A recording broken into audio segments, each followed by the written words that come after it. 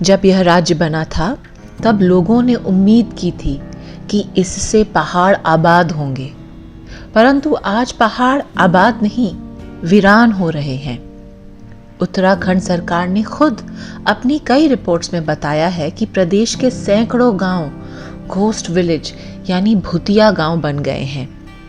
इसका मतलब ये नहीं है कि यहाँ कोई भूत या प्रेत रहते हैं, बल्कि इन गांवों में अब इंसानी आबादी नहीं रहती है, जो अपने आप में किसी भी राज्य के लिए शर्मनाक है। हालांकि सरकार ने इससे निपटने के लिए पलायन आयोग भी बनाया, लेकिन वो भी सिर्फ कागजों पर ही नीति बनाता रहा, धरातल पर कुछ होता नहीं दिखा। न्यूज़ क्लिक की चुनावी टीम ने ऐसे ही एक गांव खोला का दौरा किया, जो गढ़वाल के श्रीनगर शहर से कुछ 5-6 किलोमीटर की दूरी पर था। वहां से लोग बड़ी संख्या में गांव से पलायन कर जा चुके हैं और अब गांव में केवल बुजुर्ग और महिलाएं बची हैं। हालात तो बहुत अच्छे नहीं हैं। पहले तो 400-500 परिवार, मतलब 400-500 लोगों की जनसंख्या थी और अब घटते घटते 100-150 पे आ गई। मतलब परिवारों में कमी तो कम हुई है, लेकिन अब जैसे जो परिवारों में भी रख रहे, एक बुढ़े एक बुढ़िया, ऐसे परिवार के नाम पे चूल्हा तो है, लेकिन उनके जो आगे की पीढ़ी है वो सारी बाहर चली गई। बुजुर्ग बचे हैं और नौजवान सारे बाहर चले गए। पहले तो बहुत ज़्यादा थे, 100 परिवार रहते थे, अब तो 20-30 ही है, सब बाहर बस गए। बाहर तो जाना ही है, अब बच्चों को पढ़ाना है, वो है तब स्कूल। हाँ जी, भाई क्या है, अब नौकरी है तो जाना ही है उन्होंने। नौकरी कहाँ है यहाँ, नौकरी होती तो रहते नहीं। अमूमन जो है, जब रोजगार नहीं होगा तो आदमी पलायन करेगा, नेचुरली बात है। तो पलायन करने जब यहाँ रोजगार नहीं मिलेगा तो लोग बाहर जाते हैं, और जो बाहर गए उन्होंने थोड़ी बहुत ज़मीन कहीं पे देखी, उसके बाद वहाँ बस गए, तो गांव इस तरह खाली होता जा रहा है। आपके सामने ये सारे खंडर ही थे। खेती बाड़ी कुछ कोई नहीं करता है, खेती बाड़ी नहीं है। पहले करते थे, सभी करते थे, अब तो हल लगाने वाले हैं ना कोई है, तो अब क्या, लोग ही नहीं है तो अब क्या करना। पहले खेती करते थे, हम लोगों ने भी की है खेती, तो यहाँ से कहीं मेहनत तो बहुत थी। पहले तो पुरुषों का पलायन हुआ, तो जिन्होंने हल जोतना था वो करना था वो रहे नहीं। फिर हम दूसरे गांव से हल जोतने के लिए लोगों को बुलाते थे, तो वो लोग तब आते थे जब उनका सीज़न थोड़ा ऑफ होने लग जाता, क्योंकि पहले वो अपनी खेती करते थे, उसके बाद यहाँ आते थे। फिर धीरे धीरे उससे जब हुई नहीं खेती टाइम से, हल नहीं मिला, हल जोत नहीं मिले, तो उसके बाद हम लोगों का भी मन धीरे धीरे हटने लगा। फिर कभी किसी ने छोड़े खेत, कभी किसी ने छोड़े। उसके बाद जो बीच बीच में किसी ने किए भी, तो वो जंगली जानवरों ने खा दी। मतलब पकते पकते खेत में दाना हाथ में आते आते कुछ बचा ही नहीं, तो फिर सबका मन हट गया वो खेती करने से। नहीं, कोरोना में भी बहुत कम लोग आए, अमूमन इस गांव में तो बहुत कम आए, क्योंकि लोग भारी इस्टेब्लिश हो चुके हैं। हाँ जी, हाँ जी।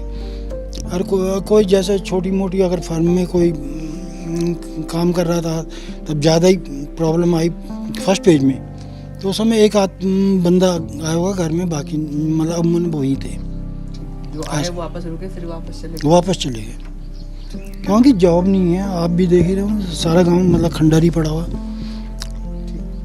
खेती बाड़ी की स्थिति डामाडोली है। कि पहले तो कहीं भी जाते, जैसे जंगल जाना था, सभी लोग गाय गुइयाँ रखते थे, दूध अपना घर का हो जाता था। तो अब जंगल, गांव में लोग हैं नहीं, गैस घर घर में आ गए हैं, तो जंगल बढ़ गया। तो अब लोग कम हो गए, तो जंगलों में अकेले जाने में हर कोई डरता है। मतलब ये है कि अब घरों में भी जंगली जानवरों से हम सुरक्षित नहीं हैं। कभी भी, अभी एक दिन तो मैं यहीं पे बैठी हुई थी शाम के 4 बजे, और बाघ यहाँ इस रास्ते में खड़ा हो रखा, तो बताओ हम किस तरह से सुरक्षित हैं। जंगली जानवरों को तो हम बहुत ही ज़्यादा डर हो रखा है ना। एक तो ये हो गया, फिर रहन सहन में भी अब घर में पानी बिजली सब कुछ हो गया, लेकिन लोग मतलब आपस में थोड़ा मिलना जुलना, जब गाय या बच्चियाँ नहीं रखे, इधर उधर नहीं गए, तो मिलना जुलना भी थोड़ा पहले से कम हो गया ना। हम जब इस गांव में घूम रहे थे, तभी हमारी नजर एक नौजवान पर पड़ी जो सत्ताधारी भारतीय जनता पार्टी का पटका पहने हुए था। हमने उससे बात की तो उन्होंने अपना नाम भास्कर बताया और कहा वो भी दिल्ली में ही रहते हैं। यहाँ वो अभी अपने किसी रिश्तेदार की शादी में आए थे और वो 12 तारीख से पहले वापस चले जाएंगे, जबकि राज्य में 14 फरवरी को मतदान होना है। सरकार को उसको कुछ ना कुछ यहाँ रोजगार करने चाहिए, आगे बढ़ावा देना चाहिए लड़कों को, बेरोजगारों को की करने के लिए वो चीज़ें हों, और सरकार अगर साथ दे तो लोग यहीं काम करना शुरू कर देंगे। यहाँ पे 20 साल से तो खेती बंद है हमारे गांव में, तो बिल्कुल नहीं, पूरे जंगल हो गए, जबकि 20 साल पहले पूरे खेत थे, यहाँ से लेके नीचे तक पूरे खेत सबने छोड़ दी। क्यों? खेती इसलिए छोड़ी, खेती करते हैं, रात को जंगली जानवर आते हैं उखाड़ के चले जाते हैं, वो उनको फ़ायदा हुआ नहीं, उन्होंने खेती बंद कर दी हम लोगों ने।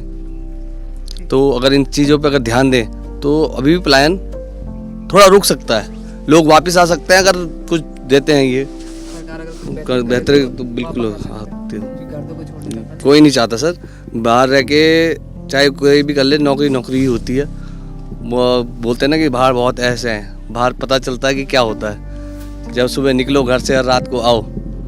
तो ये चीज़ें अगर यहाँ पे रोके, मैं भी चाहता हूँ कि मैं यहाँ पे आके कुछ करूँ, पर वो नहीं है ना, अपना एक भविष्य निधि नहीं रहा बच्चे, हाँ पढ़ाई लिखाई के उसमें। अब जैसे ये चीज़ें अगर थोड़ा टाइम पहले हो जाती है तो बहुत चीज़ें होती हैं। आज की डेट में हर किसी को सोचो तो क्या कहते हैं कि या तो हम देहरादून जाएंगे या तो दिल्ली जाएंगे। राज्य में पलायन की गंभीर स्थिति को देखते हुए गांवों से पलायन को रोकने के लिए तत्कालीन मुख्यमंत्री त्रिवेंद्र सिंह रावत ने 17 सितंबर 2017 को पलायन आयोग का गठन किया था। साल 2018 में इस आयोग ने अपनी रिपोर्ट सरकार को सौंपी थी, जिसे बाद में सरकार ने सार्वजनिक किया था। इसमें कई गंभीर खुलासे हुए थे। इस रिपोर्ट के मुताबिक रुद्रप्रयाग, टेहरी और पौड़ी में सबसे अधिक पलायन हुआ। इस आयोग ने राज्य के 7,950 ग्राम पंचायतों का सर्वे किया और एक विस्तृत रिपोर्ट दी, जिसमें पलायन के कारण और उसे रोकने के भी उपाय बताए थे। इस रिपोर्ट में बताया कि राज्य में करीब 1000 गांव भूतिया गांव बन चुके हैं। यहाँ लोग आने के लिए बहुत कम तैयार होंगे। वो क्यों होंगे कि जो हमारी ज़मीनें हैं उनके पुराने टाइम से हिस्से नहीं हो रखे हैं, और जब हिस्से नहीं हो रखे हैं तो उनके जैसे दादा बाहर गए, बच्चों जिनके अब दादा हो गए हैं उन्हीं को अपनी खेतों का पता नहीं है। और अब हम उस न युवा पीढ़ी को कहेंगे कि वो गांव में आने के लिए सोचेंगे तो उन्हें तो ये भी नहीं पता कि हमारे खेत कहाँ पे हैं, हमारा घर उनके सारे टूट चुके हैं, उन्हें कोई बताने वाला है नहीं, तो किस तरह से आएंगे वो लोग यहाँ। अरे मुश्किल है सरकार का, कौन सा सरकार तो क्या करना है, सरकार ने भी सरकार ने कुछ अच्छा किया हुआ अपने? अच्छा क्या कर रही है सरकार?